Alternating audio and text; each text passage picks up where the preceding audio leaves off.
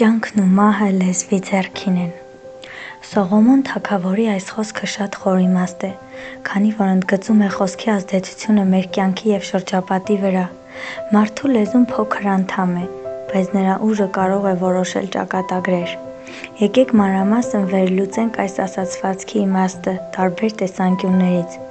Խոսքը որպես կյանքի ու մահվան գործիք։ Սողոմոնը նկատի ունի, որ մեր խոսքերը կարող են ինչպես կառուցել, այնպես էլ քանդել։ Դրանք կարող են կյանք պարգևել։ Խրախուսող, մխիթարող, խելամիտ խոսքերը կարող են ոգեշնչել, բուժել մարդկանց հոգիները և նույնիսկ փոխել նրանց կյանքը։ Մահ բերել։ Կոշտ, վիրավորական, սուտ կամ զրպարտող խոսքերը կարող են խորտակել մարդկանց, փչացնել հարաբերություններն ու մեծ վնաս հասցնել։ Օրինակ, մի բարի խոսք կարող է օգնել մարդուն դուրս գալ դեպրեսիայից, մինչդեռ վիրավորանքը կարող է նրան ավելի խորը տանել վշտի մեջ։ Խոսքի ազդեցությունը մարդկանց վրա մեծ դեր ունի։ Մեր լեզուն կարող է խաղաղություն կամ վեճ առաջացնել։ Միայն մեկ սխալ բառը կարող է խռովություն առաջացնել ընտանիքում, ընկերության մեջ կամ նույնիսկ հասարակության մակարդակով։ Սեր կամ ատելություն բորբոքել։ Բարի խոսքերը կարող են մերձեցնել մարդկանց, իսկ անիրավ խոսքերը բաժանել։ Մեկը,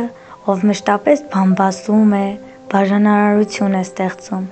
Մի մարդ, ով միշտ քաջալերում է ուրիշներին, դառնում է սիրելի ու հարգված։ Խոսքը մեր ճակատագրի վրա։ Մեր լեզվի միջոցով մենք կարող ենք դրական ծրագրեր անել ու դրանք իրագործել, չափազանց բողոքելով ինքներս մեզ կործանման տանել։ Օրինակ, մարդը, ով միշտ ասում է «ես չեմ կարող», իսկապես չի կարող։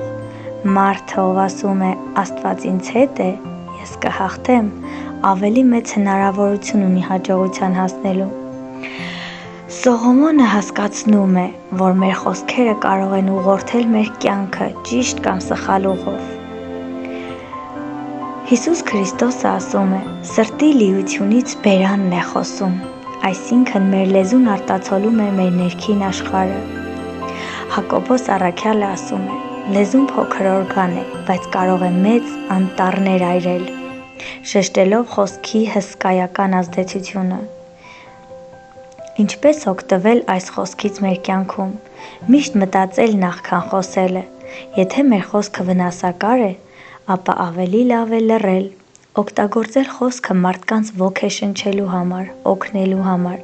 արդյունքում շրջապատը մեզ կհարգի։ Խուսափել բացասական խոսքերից։